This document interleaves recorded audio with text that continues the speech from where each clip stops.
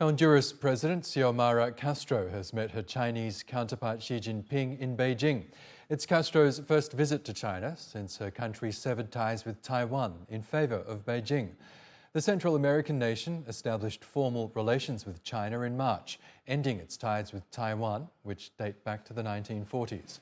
This was in a bid to attract more investment and jobs from the larger Chinese economy and to lighten Honduras's debt burden. Taiwan now has formal diplomatic relations with just 13 countries, mostly poor and developing nations in Central America, the Caribbean and the Pacific. Adam Hancock has more. President of Honduras, Xiomara Castro, has been warmly welcomed in China after her country established diplomatic relations with Beijing in March. That ended a similar relationship with Taiwan that had lasted for decades. Now, Chinese President Xi Jinping personally invited Xiomara Castro to come and visit China, and the pair have met in Beijing. And according to state media, President Xi pledged that China will firmly support the economic and social development of Honduras, and that the establishment of diplomatic relations between the two countries would be beneficial in the long run. Now, China has really rolled out the red carpet for President Castro and her delegation.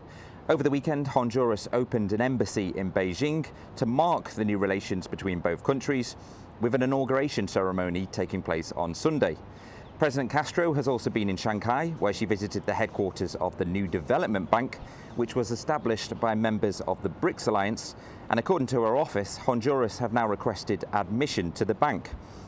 Now, before meeting President Xi, President Castro laid a wreath at the monument to the people's heroes in Beijing.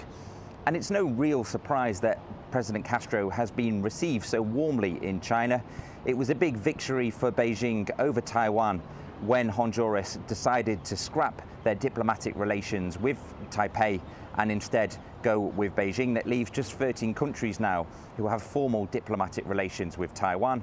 But it's also another move into Latin America for China, a region where they're really looking to assert their influence through a number of trade deals and economic alliances with countries in that region. And you'd expect now to see similar deals with Honduras.